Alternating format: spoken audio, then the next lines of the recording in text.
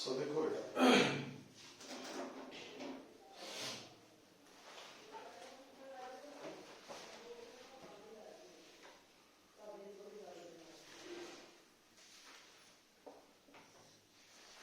Oscillations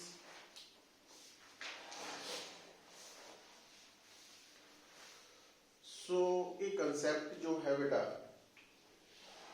ਇਹਦੇ ਵਿੱਚ ਆਪਾਂ ਕੀ ਦੇਖਦੇ ਹਾਂ कि अगर मान लो ਤੁਹਾਡੇ ਸਾਹਮਣੇ ਇੱਕ ਸਿੰਪਲ ਪੈਂਡੂਲਮ ਹੈ ਤਾਂ ਉਹਨੂੰ ਅਸੀਂ ਕਿਸੇ ਪਾਰਟਿਕੂਲਰ ਪੁਆਇੰਟ ਤੋਂ ਫ੍ਰੀਲੀ ਸਸਪੈਂਡ ਕਰਤਾ तो जिस तरह आ जाएगा यहां मान लो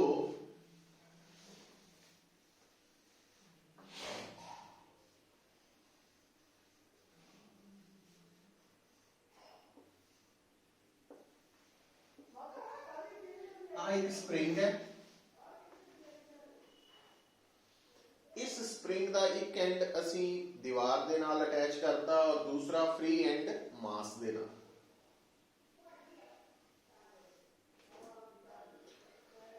इन दोनों सिचुएशंस च तुसी की देख रहे हैं बेटा कि इस सिचुएशन च जेड़ा बॉब है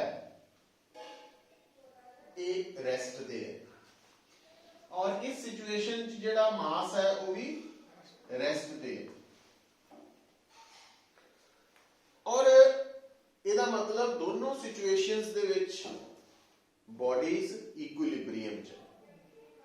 और अगली गल ये है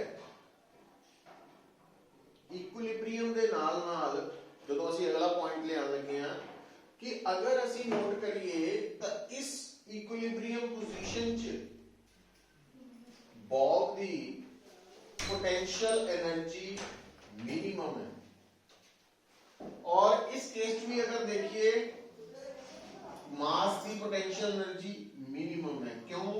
क्योंकि जेड़ा स्प्रिंग है वो ना तो स्ट्रेच्ड है ना कंप्रेस्ड है। मतलब दोनों हालतों विच जिथे बॉडी इक्विलिब्रियम च है उत्थे उहदी पोटेंशियल एनर्जी भी मिनिमम है।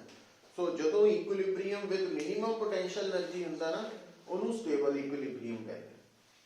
Stable equilibrium. अच्छा हुण अगर तुसी बॉब नूं पकड़ के साइड नूं शिफ्ट करते हैं तो तुसी नोटिस करोगे कि बॉब उच्चा हो जाएगा, उच्चा हो जाएगा तो इसकी पोटेंशियल एनर्जी बढ़ गई है ना। अगर तुसी इस मास नूं पकड़ के बाहर नूं इत्थे ले गए शिफ्ट करता स्प्रिंग स्ट्रेच्ड हो जाएगा। फिर दोनों हालतों च की होया बेटा पोटेंशियल एनर्जी बढ़ गई है ना। और पोटेंशियल एनर्जी के बदन नाल पता की होना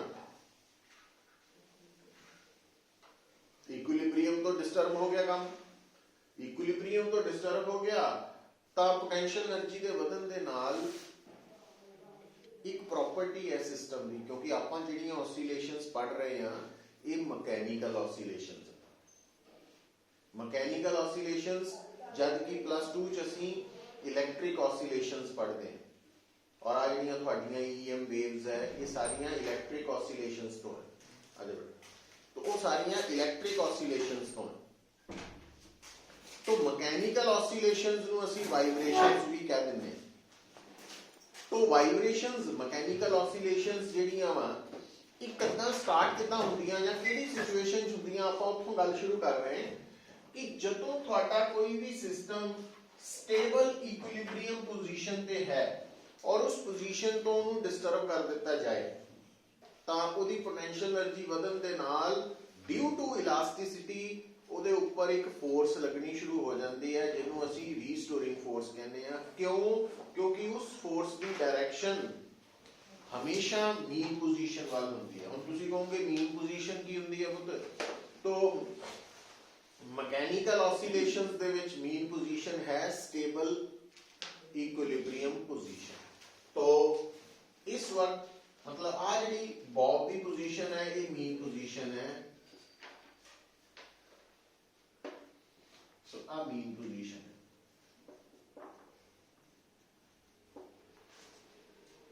अच्छा हुण क्योंकि असी बॉब नूं पकड़ के साइड ते इत्थे लै गए हैं, तो इतों जदों असी इस बॉब नूं रिलीज करांगे ये बॉब वापस जाएगा, और ये वापस ले जाने लिए कौन जिम्मेवार है?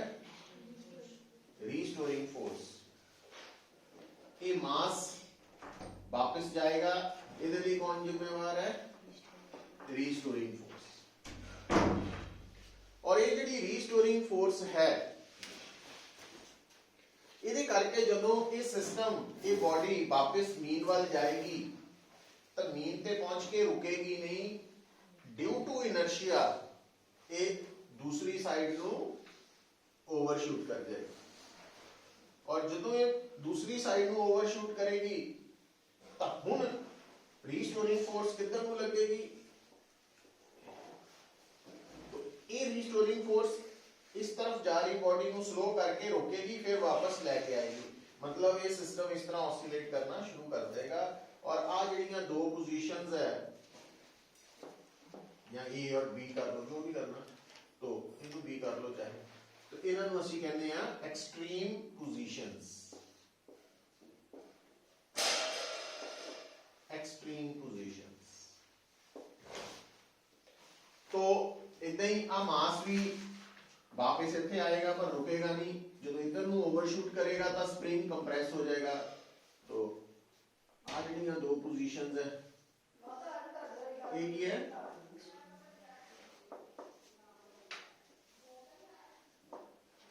Extreme positions. तो मतलब जदों असीं कहंदे आ कि असीं ऑसिलेटरी मोशन नाल प्रॉब्लम्स नूं डील करना, तो एक आइडिया माइंड च हो गया कि एक मीन पोजीशन है तो दो एक्सट्रीम पोजीशंस है। हुण मैं इस गल नूं वापस इस डायग्राम च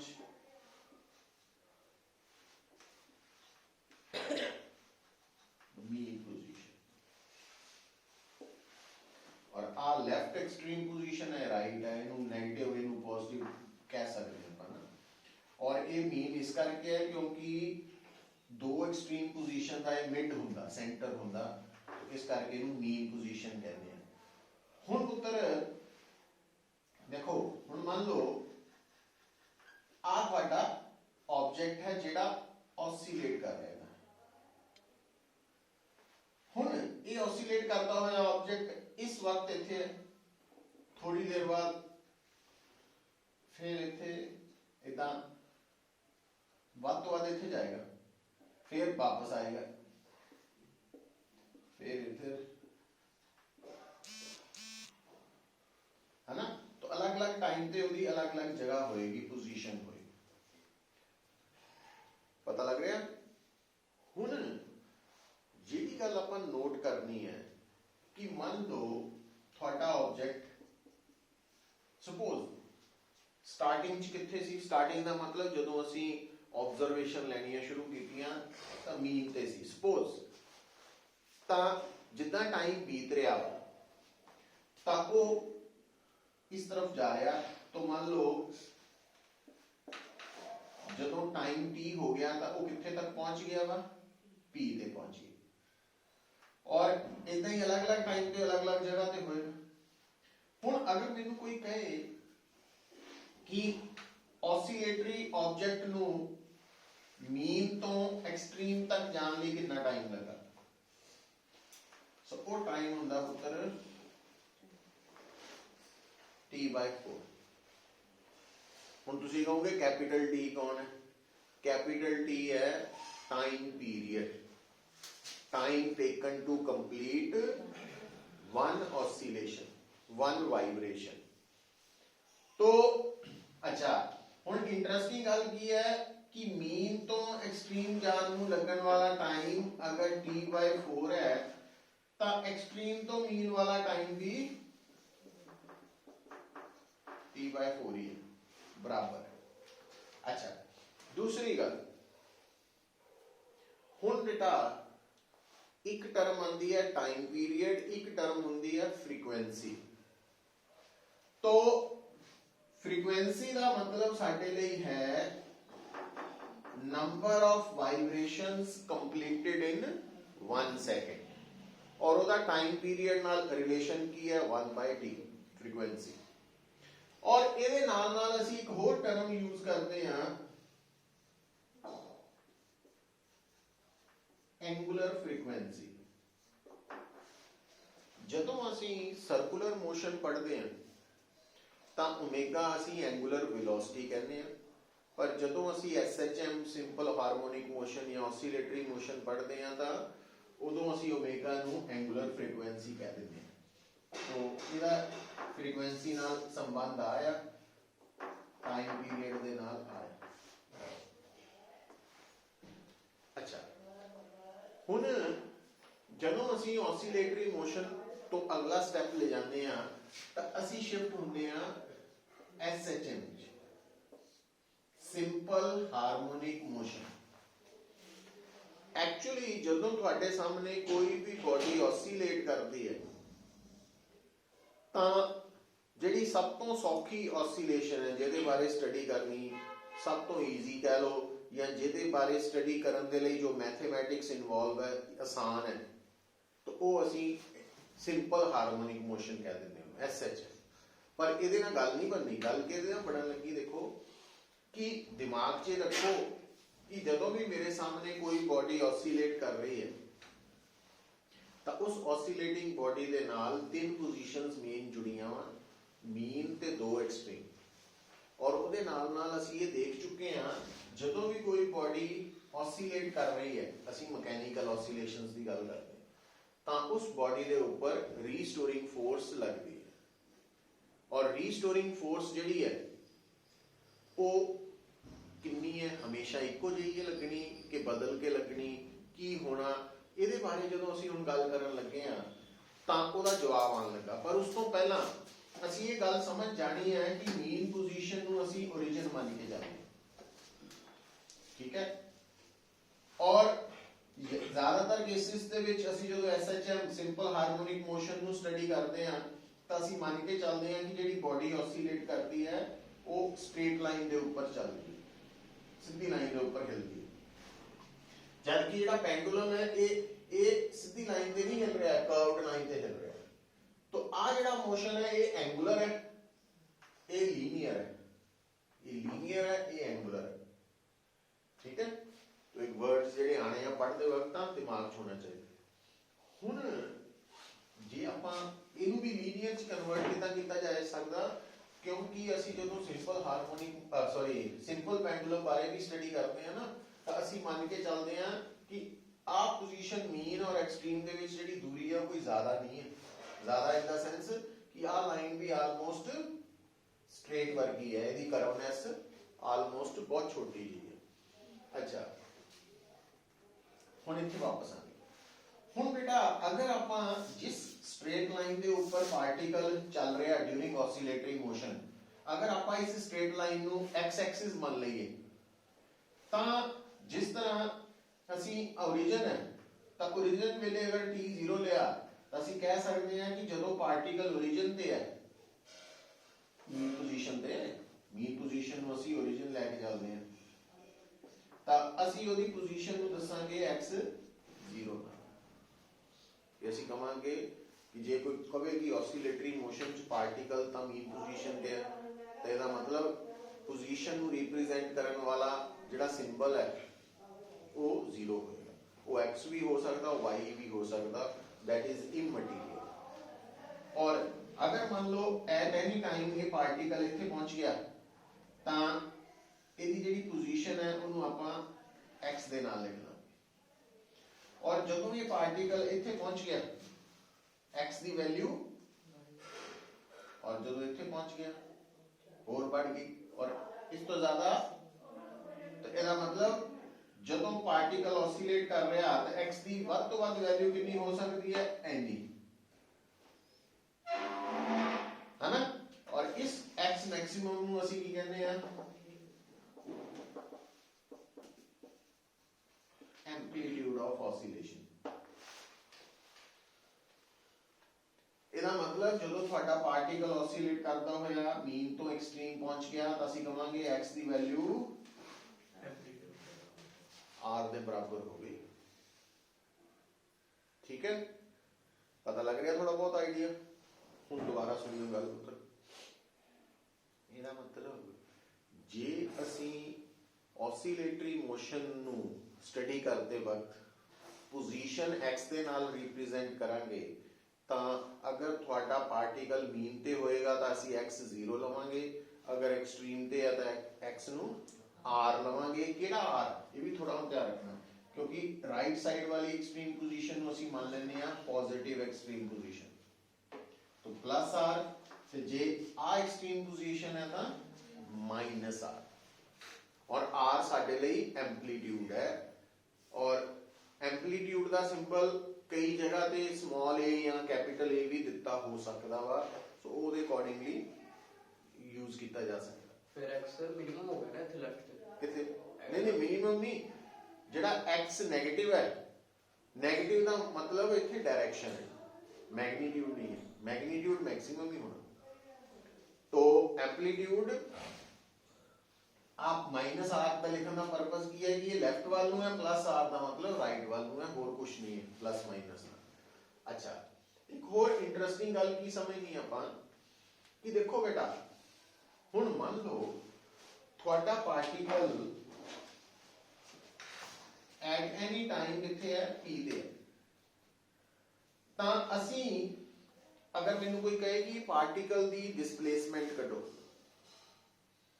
ਤਾਂ ऑसीलेटरी मोशन च डिस्प्लेसमेंट कितना कटी जानी है? डिस्प्लेसमेंट का मतलब पोजीशन x दसनी, x दसनी है, ठीक है, और x दा मैग्नीट्यूड ते डायरेक्शन दोनों होने हैं। हुण मैग्नीट्यूड की होना, ये गल बड़ी इंपॉर्टेंट है। मैग्नीट्यूड तो हैगा वा कि उस वक्त पार्टिकल दी मीन पोजीशन तो दूरी डिस्प्लेसमेंट दा मैग्नीट्यूड है, ते डायरेक्शन की है मीन पोजीशन तो गिवन पोजीशन की तरफ एरो। सो ਇਹਦਾ मतलब ਜਦੋਂ ਤੁਹਾਡਾ ਪਾਰਟੀਕਲ p ਤੇ ਹੈ ਤਾਂ ਉਹਦੀ डिस्प्लेसमेंट x ਦੀ डायरेक्शन ਕਿੱਧਰ ਨੂੰ ਹੈ? ਇਸ ਤਰਫ। पर अगर मान लो यही पार्टिकल ਇੱਥੇ ਹੁੰਦਾ ਤਾਂ फिर डिस्प्लेसमेंट इस तरफ होगी। और ਤੁਸੀਂ इंटरेस्टिंग गल की सुन रहे हैं, देख रहे हैं, समझ रहे हैं कि ऑसीलेटरी मोशन च डिस्प्लेसमेंट की डायरेक्शन हमेशा मीन पोजीशन तो अवे है। तो जदों भी थोड़ा ऑसीलेटरी पार्टिकल जो है ਉਹਦੀ डिस्प्लेसमेंट ਨੂੰ डिस्क्राइब करने की गल आनी है, तो डिस्प्लेसमेंट की डायरेक्शन हमेशा की मननी है? अवे फ्रॉम मीन पोजीशन, और मैग्नीट्यूड कितना होना उस वक्त वो पार्टिकल मीन पोजीशन तो कितनी दूर है। समझ गए? अच्छा, हुण आपां अगली गल करन लगे पुत्र एफ हुई। हुण हो सकदा वा कि जदों कोई पार्टिकल ऑसीलेट करे ना तां मीन पोजीशन पे भी अलग अलग जगह ते रीस्टोरिंग फोर्स की वैल्यू कांस्टेंट होए, इक्को जिही होए, पर असी ऑसीलेटरी मोशन की सब तो सौखी ईजीएस्ट फॉर्म स्टडी करने लगे हैं, सिंपल हार्मोनिक मोशन। तो सिंपल हार्मोनिक मोशन च पार्टिकल की जो रीस्टोरिंग फोर्स लगनी है वो हमेशा किधर को होनी है डायरेक्शन। जिस तरह मैं दसिया कि जो पार्टिकल ने ऑसीलेट करना तब उसकी डिस्प्लेसमेंट हमेशा अवे फ्रॉम मीन पोजीशन होनी है, उसी तरह नाल during oscillatory motion restoring force की डायरेक्शन हमेशा always towards the mean position होनी। तो चाहे आप इस जगह पे या चाहे इधर हो,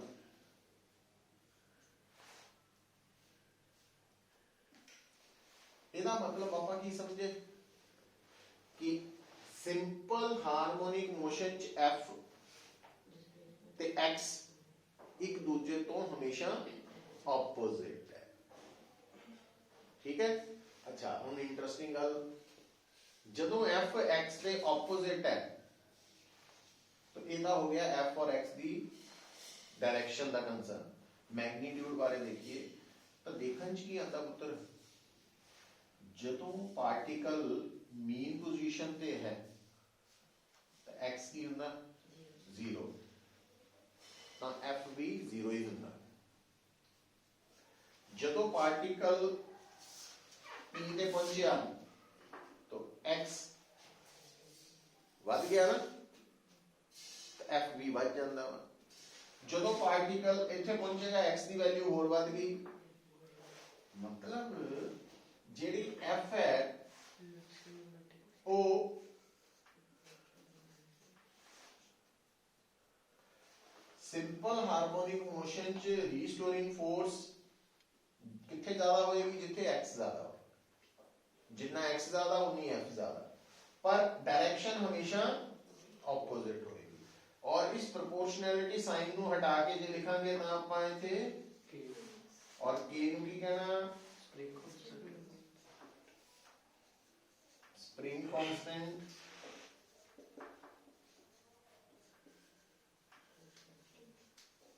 फोर्स कांस्टेंट,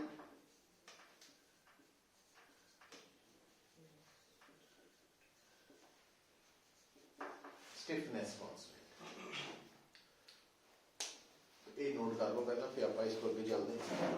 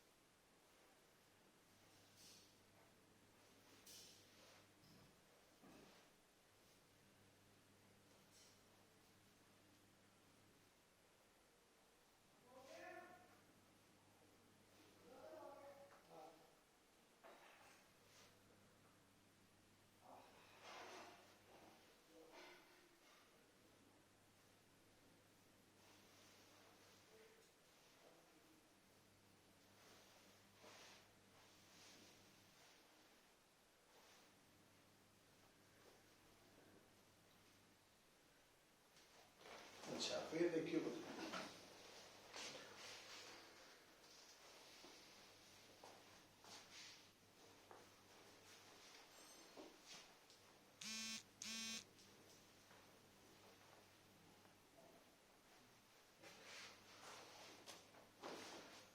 ਜਦੋਂ ਅਸੀਂ ਇਸ ਕੰਡੀਸ਼ਨ ਦੇ ਅੰਡਰ ऑसिलेटरी मोशन ਨੂੰ स्टडी करते हैं तो ਉਹਦਾ नाम हो ਜਾਂਦਾ सिंपल हार्मोनिक मोशन। और अगर मैनू कोई कहे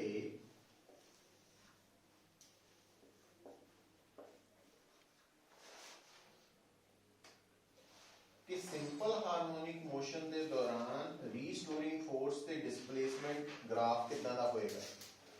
तो क्योंकि f directly proportional to x है तो स्ट्रेट लाइन होगी, पर नाल नेगेटिव साइन का मतलब यह है कि जदों x नेगेटिव है तो f पॉजिटिव आएगा, जदों x पॉजिटिव है तो f नेगेटिव आएगा। हुण देखो इस तरफ x पॉजिटिव है तो f नेगेटिव आएगा, तो आ पोर्शन नेगेटिव होता है f दा, आ पॉजिटिव है f दा क्योंकि आ ओरिजिन है। तो ग्राफ कुछ इतना दा स्ट्रेट लाइन आनी है।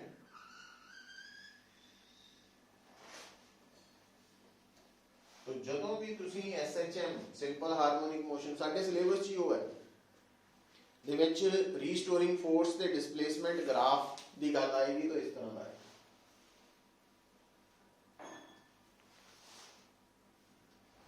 अच्छा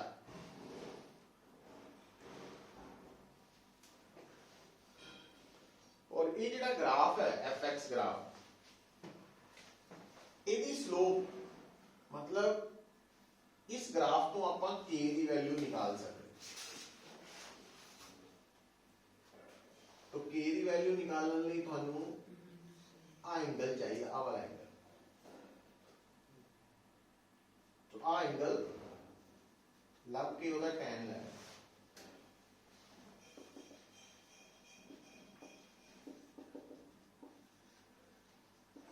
स्लोप लगा।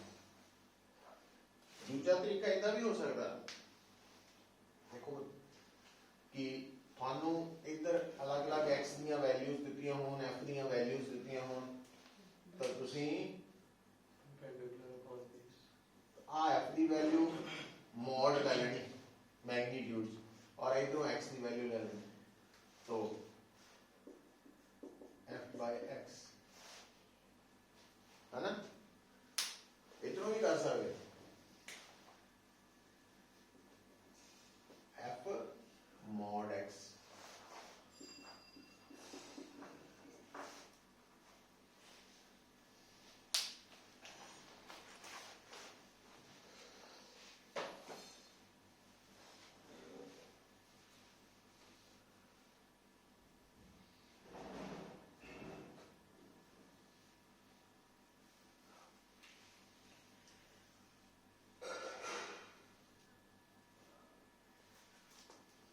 ठीक है। अच्छा हुण ध्यान दिओ, जदों तुहाडे सामने कोई पार्टिकल ऑसिलेट कर रहा है तो ओदा ऑसिलेटरी मोशन केड़ा होना SHM। तो अगर तुहानू उस ऑसिलेटरी मोशन दी k दी वैल्यू पता वा, k दी वैल्यू पता वा और उस ऑसिलेटरी पार्टिकल दा मास भी पता वा, मास भी पता वा, k भी पता वा, ठीक है। तो तुसी ओमेगा कट सकते, जे ओमेगा और m पता तो k कट सकते, जे k और ओमेगा पता तो m निकल सकता। कितना निकल सकता?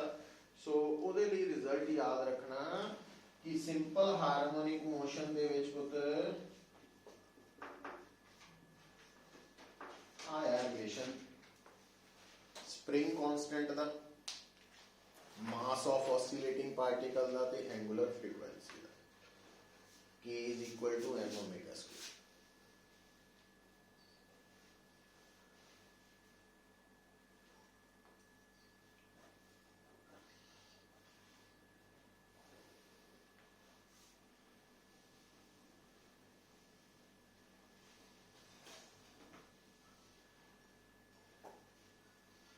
सिंपल हार्मोनिक मोशन च k m ते ओमेगा दा रिलेशन है।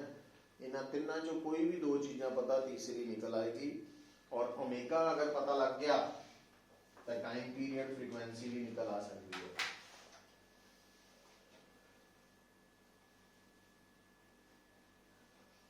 ठीक है।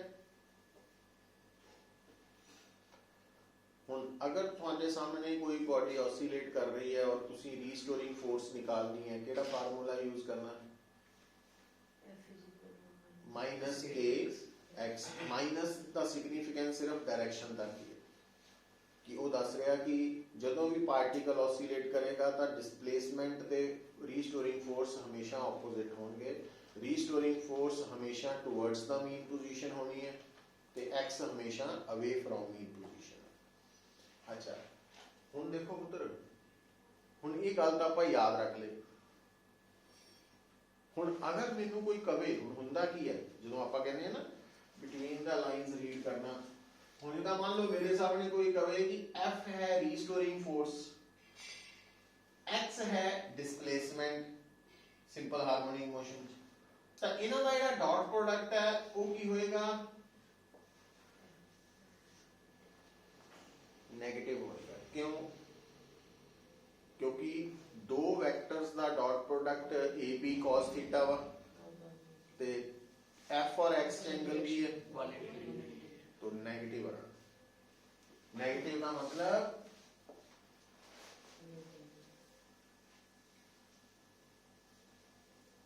अच्छा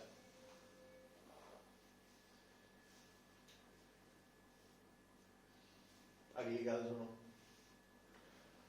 हुण अगर ਤੁਹਾਨੂੰ मैं कहां कि पुत्र आ ये डायग्राम है, ਇਹਦੇ ਚ ਜਦੋਂ ਪਾਰਟੀਕਲ P पोजीशन तो लंघ ਰਿਹਾ ਤਾਂ ਉਹਦੀ डिस्प्लेसमेंट कितनी है x, रीस्टोरिंग फोर्स कितनी है किहदे बराबर -kx, है ना। तो जे मैं कहां एक्सेलरेशन करो तो एक्सेलरेशन ਜਦੋਂ ਕੱਢਣੀ ਹੈ ਤਾਂ ਨਿਊਟਨ ਲਾ ਨੇ ਮੈਨੂੰ ਦੱਸਿਆ ਕਿ ਤੁਸੀਂ ਫੋਰਸ ਨੂੰ ਮਾਸ ਨਾਲ, ਹੁਣ ऑसिलेटिंग बॉडी है ਜਿਹੜੀ ਉਹ ਜਦੋਂ p ਤੇ ਹੈ ਉਹਦੀ ਫੋਰਸ ਹੈਗੀ ਹੈ, ਉਹਦੇ ਤੇ ਲੱਗ ਰਹੀ ਫੋਰਸ F ਹੈ ਤੇ ਮਾਸ m ਹੈ, ਤਾਂ ਐਕਸਲਰੇਸ਼ਨ p ਪੁਆਇੰਟ ਤੇ ਕਿੰਨੀ ਹੋਣੀ F/m। ਹੁਣ ਅਗਰ F ਦੀ ਵੈਲਿਊ ਪੁੱਟ ਕਰਾਂ, m ਦੀ ਵੈਲਿਊ ਪੁੱਟ ਕਰਾਂ ਤਾਂ k/m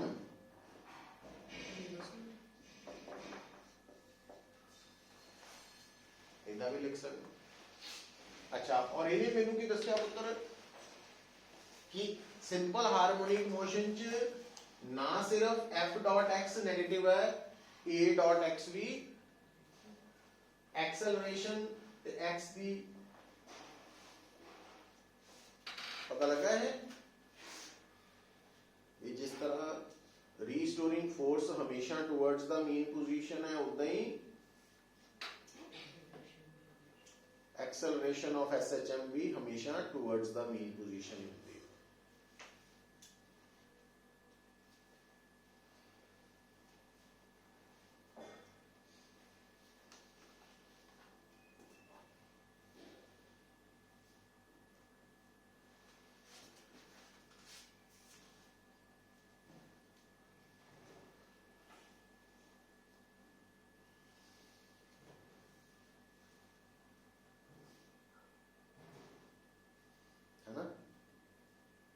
अच्छा फिर दोबारा देखो,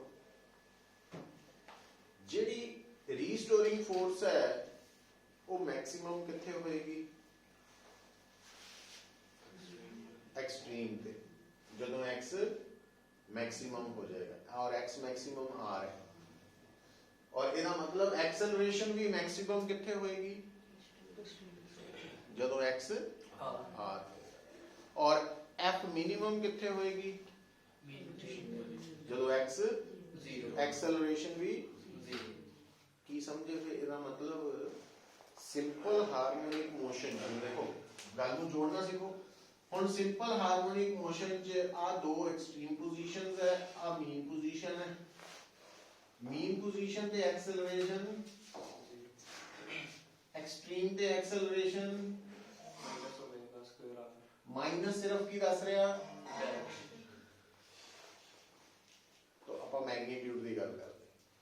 तो चाहे थोड़ा ऑसिलेटिंग पार्टिकल पॉजिटिव एक्सट्रीम ते है चाहे नेगेटिव एक्सट्रीम ते है, एक्सेलरेशन दा मैग्नीट्यूड उत्थे सेम होना। ਇਹਦਾ मतलब सीखो कि ਜਦੋਂ ऑसिलेटिंग पार्टिकल मीन तो एक्सट्रीम ਵੱਲ ਜਾ ਰਿਹਾ ਜਾਂ एक्सट्रीम तो मीन ਵੱਲ ਜਾ ਰਿਹਾ, एक्सेलरेशन ਦੀ वैल्यू बदल रही है कि सेम रहती है, एक्सेलरेशन कांस्टेंट है कि बदल रही है,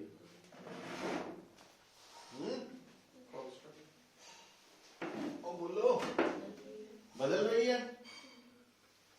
मीन ते कितनी एक्सेलरेशन एक्सट्रीम तक ओमेगा स्क्वायर कांस्टेंट कितना हो नहीं मैं दूसरी साइड की गल कर रहा दूसरी साइड थोड़ी मैं क्वेश्चन की कीता मीन तो एक्सट्रीम वाल जांदे हुए पार्टिकल दी एक्सेलरेशन कांस्टेंट रहंदी कि बदलदी और जिस मोशन च एक्सेलरेशन बदले ਉਹਨੂੰ नॉन यूनिफॉर्मली एक्सेलरेटेड मोशन कहते हैं समझे तो ਇਹਦਾ मतलब ਜੇ ਤੁਹਾਨੂੰ ਕੋਈ ਆਪਸ਼ਨ ਚ ਆ ਜਾਏ ਕਿ ਸਿੰਪਲ ਹਾਰਮੋਨਿਕ ਮੋਸ਼ਨ ਕਿਹੜਾ ਮੋਸ਼ਨ ਹੈ ਤਾਂ ਉਹ नॉन यूनिफॉर्मली एक्सेलरेटेड मोशन है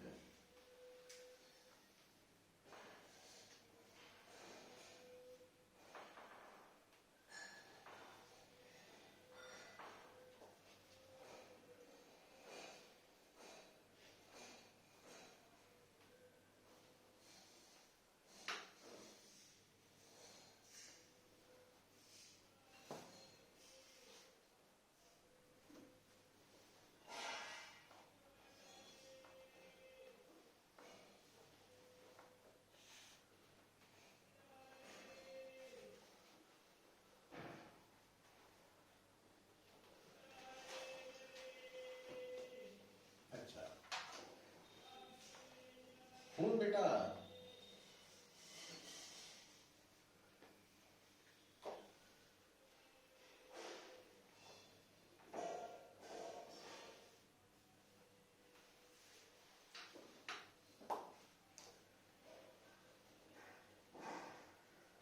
दोबारा देखो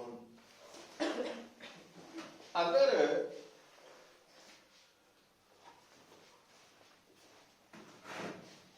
ਆਪਾਂ ਗੱਲ ਕਰੀਏ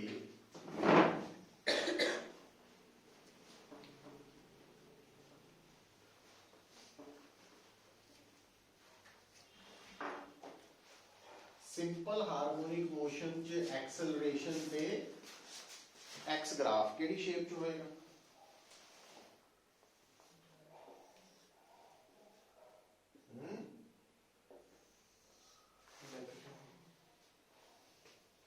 क्यों ए directly proportional to minus x minus तो डायरेक्शन करके है ना तो अच्छा तो यदि स्लोप के बराबर है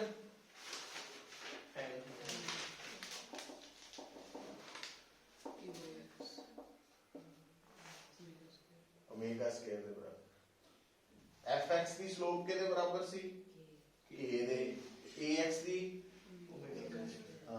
एस एच एम ली सिर्फ एस एच एम और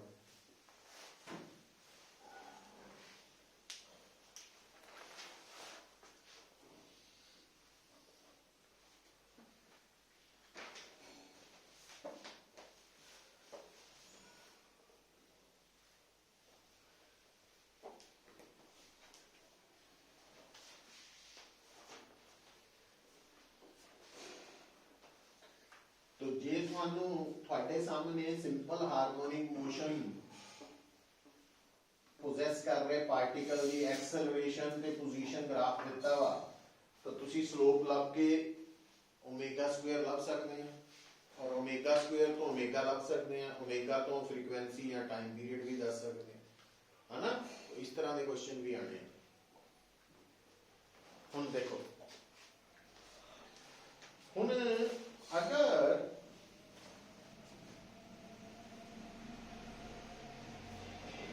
आ दो एक्सट्रीम पोजीशंस है बेटा आ मीन पोजीशन है आ एम्पलीट्यूड है और एट एनी टाइम थोड़ा पार्टिकल जिहड़ा ऑसिलेट कर रहा वो पी ते है हुण देखो जदों थोड़ा पार्टिकल पी ते है तां ओदी डिस्प्लेसमेंट दी डायरेक्शन आया ते रीस्टोरिंग फोर्स की डायरेक्शन हमेशा आया पर गल करन लगे हैं वेलोसिटी दी वेलोसिटी कितना हो हुण देखो तुसी अपने आप को इस लाइन दे ऊपर अज्यूम करो कि तुसी जे तां O तो B वाल नूं जा रहे हैं किधर नूं जा रहे हैं O टू B तब P ਤੇ ਜਦੋਂ ਤੁਸੀਂ ਲੰਘ ਰਹੇ ਆ ਤਾਂ ਤੁਹਾਡੀ ਵੈਲੋਸਿਟੀ ਕਿੱਧਰ ਨੂੰ ਹੋਊ? B ਦੀ ਤਰਫ। ਤੇ ਜੇ ਤੁਸੀਂ B ਤੋਂ O ਦੀ ਤਰਫ ਆ ਰਹੇ ਸੀ ਤਾਂ ਫਿਰ P ਤੇ ਤੁਹਾਡੀ ਵੈਲੋਸਿਟੀ ਕਿੱਧਰ ਨੂੰ ਹੋਊ? ਇਹਦਾ ਮਤਲਬ ਕੀ ਨੋਟ ਕੀਤਾ ਕਿ ਔਸੀਲੇਟਰੀ ਮੋਸ਼ਨ ਚ ਗਿਵਨ ਪੁਆਇੰਟ ਤੇ डिस्प्लेसमेंट हमेशा अवे है, रीस्टोरिंग फोर्स हमेशा, पर वेलोसिटी अवे भी हो सकती थे। हाँ, वो डिपेंड करेगा सिचुएशन पे कि बॉडी O तो B वाल जा रही है कि B तो O की तरफ आ रही है ना, वो डिसाइड होएगा। ਇਹਦਾ ਮਤਲਬ ਕੀ ਹੋਇਆ? ਅੱਛਾ, ਐਕਸਲਰੇਸ਼ਨ ਵੀ F ਵਾਲੀ ਹੋਣੀ ਹਮੇਸ਼ਾ। ਇਹਦਾ ਮਤਲਬ F और X ਦਾ ਡਾਟ ਪ੍ਰੋਡਕਟ 네ਗੇਟਿਵ ਹੈ, A और X ਦਾ ਡਾਟ ਪ੍ਰੋਡਕਟ ਵੀ, ਪਰ B और X ਦਾ ਡਾਟ ਪ੍ਰੋਡਕਟ ਦੋਨੋਂ ਹੋ ਸਕਦੇ है ना। समझ गए कि नहीं? जो क्वेश्चन ਉਹਦੇ ਰਿਲੇਟਡ ਆ ਜਾਏ ਤਾਂ ਇਦਾਂ ਵੀ ਸਾਰਾ ਪੜਿਆ ਹੁੰਦਾ, ਆਪਾਂ ਇਹਨੂੰ ਇਦਾਂ ਇੰਟਰਪ੍ਰੀਟ ਕਰਨਾ ਸਿੱਖਣਾ ਵਾ ਇੱਕ ਇੱਕ ਚੀਜ਼ ਨੂੰ। ਅੱਛਾ, ਦੁਬਾਰਾ ਆਓ। ਹੁਣ ਬੇਟਾ ਆਪਾਂ ਇੱਥੇ ਮੰਨ ਕੇ ਚੱਲਦੇ ਹਾਂ ਕਿ ਔਸੀਲੇਟਿੰਗ ਬਾਡੀ ਦਾ ਮਾਸ m। ਹੁਣ ਇੱਕ ਗੱਲ ਦਾ ਹੋਰ ਖਿਆਲ ਰੱਖਣਾ, ਦੇਖੋ ਅਗਰ ਤੁਹਾਡੇ ਸਾਹਮਣੇ इस ऑसिलेटिंग बॉडी ने O तो पहला गई B, इन्हें कितना डिस्टेंस कवर किया, फिर ये वापस आई O ते R, फिर A वाल गई, कितना डिस्टेंस कवर किया, फिर ये वापस आई, कितना डिस्टेंस कवर किया,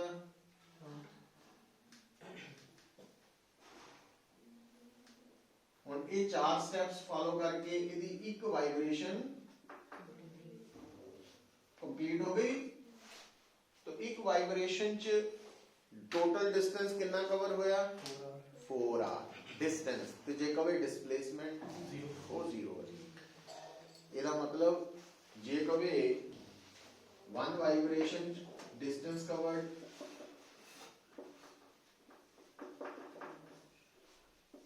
डिस्प्लेसमेंट कवर्ड, ये बढ़िया बेसिक है ना। The average velocity, average speed होती distance over time taken, और एक वाइब्रेशन ਨੂੰ कवर ਕਰਨ ਲਈ time taken कितना ਹੁੰਦਾ? time period पता लग गया है?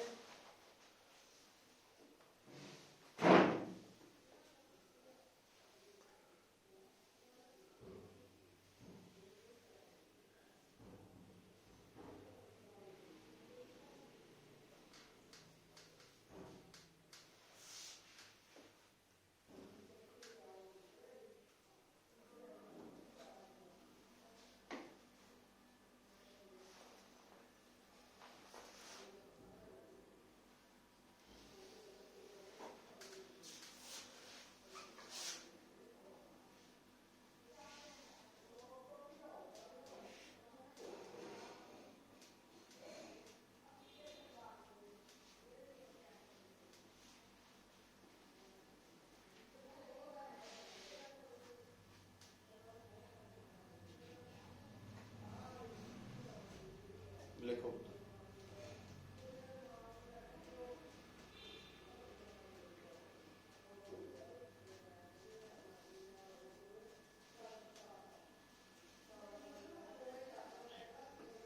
हेडिंग लिखो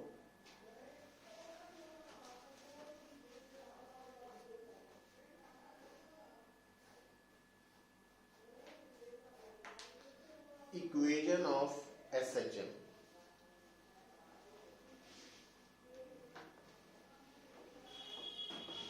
Equation of SHM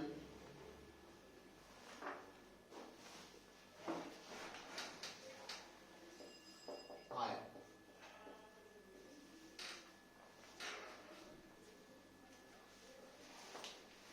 भी SHM की पहचान की है कि अगर मान लो साडे सामने कोई भी मोशन हो रहा और उस मोशन च असी देख रहे हैं कि बॉडी ते लगन वाली restoring force directly proportional to its displacement है, तो इसका मतलब वो मोशन SHM है। ठीक है। हुण दूसरी तरफ सोच के देखियो पुत्र, जिहड़ी डिस्प्लेसमेंट है x, ਜਦੋਂ ਤੁਹਾਡਾ ਪਾਰਟੀਕਲ ऑसीलेट कर रहा तो x की वैल्यू चेंज हो रही है, और वो चेंज कितना दी चेंज है जे आपां समझण की कोशिश करिए। देखो अगर तुसी अपने आप नूं आई मैं ए बी लाइन ड्रॉ की है, मान लो तुसी ओ ते जाके खड़े हो गए और थानू मैं कहा भी ओ तो पहला बी वाल चलो और बी ते पहुंच के रुक जाना, तो एक्स की वैल्यू की हो,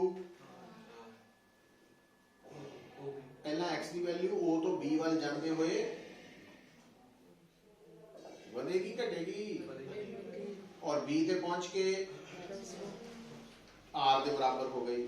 फिर मैं कहना हुण वापस आओ ओ वाल, एक्स की वैल्यू मतलब x घट रहा और o ते आके 0, इसका मतलब पहला x वधिया फिर घट रहा, उस तो बाद मैं कहना हुण a वाल नूं चल पो, फिर x की वैल्यू दोबारा वधी पर ऑपोजिट डायरेक्शन है ना, तो मतलब नेगेटिव x वध गया कह लो इतना उल्ट, फिर वापस कहना आओ o ते घटेगी।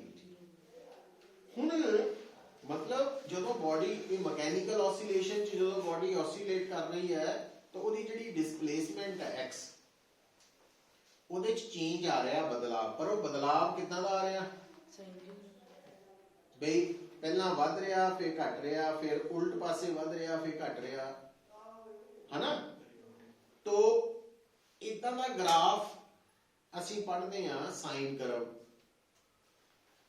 साइन करव कितना दा हुंदा, साइन करव हुंदा पुत्र तक पहुंचेंगे आप कि अगर मैंने कोई कहे कि एंगल ते साइन थीटा च ग्राफ बनाओ तां ਉਹਦੇ ਲਈ मैं की करांगा इत्थे 0 degree 30 degree 45 degree 60 degree 90 degree 120 degree 150 degree इदा अलग-अलग एंगल्स नोट करके ਉਹਦੇ कॉरस्पॉन्डिंग साइन की वैल्यू लेके ग्राफ बनाऊं तो इदा दा ਹੁਣ ਇਹਦੇ ਚ ਕੀ ਹੋ ਰਿਹਾ, ਪਹਿਲਾਂ ਵੈल्यू फिर उल्ट पासे ਵਧੀ फिर है ना, बस खत्म नहीं होता जा। तो कहने का मतलब ये कि जदों असीं सिंपल हार्मोनिक मोशन, जो कि मैं कहना वा या नहीं भी कहना, दोनों हालतों में ही पुत्र जिहड़ा ऑसीलेटरी मोशन है वो साडे सिलेबस च SHM है, ठीक है। और SHM मोशन जिहड़ा वा ਉਹਦੇ ਵਿੱਚ डिस्प्लेसमेंट की वैल्यू ਨੂੰ रिप्रेजेंट ਕਰਨ ਦੇ ਲਈ ਅਸੀਂ ਕਿਹੜਾ ਫਾਰਮੂਲਾ ਯੂਜ਼ ਕਰਦੇ ਆ ਉਹ ਆਪਾਂ ਕੱਲ ਕਰਾਂਗੇ ਜਦੋਂ ਸਟਾਰਟ ਕਰਾਂਗੇ ਦੁਬਾਰਾ। ਪਰ ਅੱਜ ਦੀ ਗੱਲ ਜਦੋਂ ਖਤਮ ਕਰਨ ਤੋਂ ਪਹਿਲਾਂ ਦੇਖੋ ਇੱਕ ਦੋ ਗੱਲਾਂ ਯਾਦ ਰੱਖਣੀਆਂ ਬੜੀ ਜ਼ਰੂਰੀ। ਉਹ ਕੀ ਹੈ ਕਿ ਜਦੋਂ ਅਸੀਂ ऑसीलेटरी मोशन ਪ੍ਰੈਕਟੀਕਲੀ ਹੁੰਦਾ ਦੇਖਦੇ ਆ, ਜਿੱਦਾਂ ਆਪਾਂ ਪੈਂਡੂਲਮ ਲੈਬ ਦੇ ਵਿੱਚ ਬਣਾ ਕੇ ਧਾਗੇ ਨਾਲ ਬੌਬ ਬੰਨ ਕੇ ਲਟਕਾਤਾ, फिर बॉब ਨੂੰ ਸਾਈਡ ਤੇ ਲਿਜਾ ਕੇ ਛੱਡਦੇ ਆ, ਤਾਂ ਜਦੋਂ ਪੈਂਡੂਲਮ ऑसीलेट ਕਰਦਾ ਵਾ ਤਾਂ ਥੋੜੀ ਦੇਰ ਬਾਅਦ 2 4 5 7 ਮਿੰਟ ਬਾਅਦ ਉਹ ਰੁਕ ਜਾਂਦਾ ਹੈ ਨਾ। ਉਹ ਜਿਹੜੀਆਂ ऑसीलेशंस ਅਸੀਂ ਦੇਖ ਰਹੇ ਹਾਂ ਅੱਖਾਂ ਨਾਲ, ਉਹ ਬੇਸਿਕਲੀ ਡੈਮਡ ऑसीलेशंस ਹੁੰਦੀਆਂ, ਕਿਉਂਕਿ ਉਹਨਾਂ ऑसीलेशंस ਦੇ ਵਿੱਚ ਰੀਸਟੋਰਿੰਗ ਫੋਰਸ ਦੇ ਨਾਲ ਨਾਲ फ्रिक्शन वर्गियां एयर रेजिस्टेंस वर्गियां विस्कस फोर्सेस भी लगदियां। ये जिहड़ियां फ्रिक्शनल फोर्सेस है, एयर रेजिस्टेंस है, इन्हां फोर्सेस नूं असीं डैंपिंग फोर्सेस कहते हैं। और ये बेसिकली की करदियां कि इन्हां फोर्सेस दी प्रेजेंस च ਜਿਹੜੀ ਸਿਸਟਮ ਦੀ ਮਕੈਨੀਕਲ એનર્ਜੀ ਹੈ ਉਹ ਲਗਾਤਾਰ ਘਟਦੀ ਜਾਂਦੀ ਹੈ। ਕਿਉਂ? ਕਿਉਂਕਿ ਇਹਨਾਂ ਡੈਂਪਿੰਗ ਫੋਰਸਿਸ ਦੇ ਅਗੇਂਸਟ ਕੰਮ ਕਰਨ ਦੇ ਲਈ ਜਿਹੜੀ એનર્ਜੀ ਹੈ ਉਹ ਮਕੈਨੀਕਲ એનર્ਜੀ ਤੋਂ ਆ ਰਹੀ ਹੈ, ਔਰ ਉਹ એનર્ਜੀ ਥੋੜੀ ਥੋੜੀ ਕਰਕੇ ਹੀਟ 'ਚ ਕਨਵਰਟ ਹੁੰਦੀ ਜਾਂਦੀ ਹੈ ਤੇ ਡਿਸੀਪੇਟ ਖਤਮ ਹੋਈ ਜਾ ਰਹੀ ਹੈ, ਔਰ ਉਹਦੇ ਕਰਕੇ ਉਹ ਅਲਟੀਮੇਟਲੀ ਰੁਕ ਜਾਂਦਾ ਵਾ। ਪਰ ਜਿਹੜੀਆਂ ਅਸੀਂ ਔਸੀਲੇਸ਼ਨਸ ਇੱਥੇ ਪੜ੍ਹ ਰਹੇ ਹਾਂ, ਇੱਥੇ ਸਿਰਫ ਮੰਨ ਕੇ ਚੱਲਦੇ ਹਾਂ ਕਿ ਡੈਂਪਿੰਗ ਫੋਰਸਿਸ ਐਬਸੈਂਟ ਹੈ ਹੀ ਨਹੀਂ, ਆਈਡੀਅਲ ਕੇਸ। तो इस करके ਅਸੀਂ ਇੱਥੇ ਬਾਰ-ਬਾਰ ਇਹੀ ਕਹਿੰਦੇ ਆ ਕਿ ਪਾਰਟੀਕਲ ਪਹਿਲਾਂ O ਤੋਂ B ਜਾਓ, B ਤੋਂ O ਤੋਂ A ਤੋਂ O ਤੋਂ B ਤੋਂ, ਮਤਲਬ ਉਹਦਾ ਐਂਪਲੀਟਿਊਡ ਲਗਾਤਾਰ ਸੇਮ ਰਹੇਗਾ, ਉਹਦੇ ਚ ਕੋਈ ਬਦਲਾਵ ਨਹੀਂ ਆਣਾ, ਉਹਨੇ ਰੁਕਣਾ ਨਹੀਂ। तो ਇਹ ਮਾਈਂਡ ਨੂੰ ਦੱਸ ਦੇਣਾ ਵੀ ਅਸੀਂ ਜਿਹੜਾ ਔਸੀਲੇਟਰੀ ਮੋਸ਼ਨ ਪੜ ਰਹੇ ਆ ਉਹਦੇ ਚ ਡੈਂਪਿੰਗ ਫੋਰਸਿਸ ਨਹੀਂ ਹੈ, ਔਰ ਬਿਨਾਂ ਡੈਂਪਿੰਗ ਫੋਰਸਿਸ ਵਾਲੇ ਨੂੰ ਕਹਿੰਦੇ ਆ अनडैम्प्ड ऑसिलेशंस। तो बेसिकली ਅਸੀਂ अनडैम्प्ड ऑसिलेशंस कर रहे हैं। तो कल ਨੂੰ ਇਸ ਤੋਂ ਅੱਗੇ ਫਿਰ ਆਪਾਂ ਸਟਾਰਟ ਕਰਾਂਗੇ, है ना? ठीक है, तो ਆਰਾਮ ਨਾਲ ਪੜੋ ਇਹਨੂੰ, ਥੋੜੇ ਥੋੜੇ ਟੌਪਿਕ ਨੂੰ। तो इंपॉर्टेंट है, इजी भी है।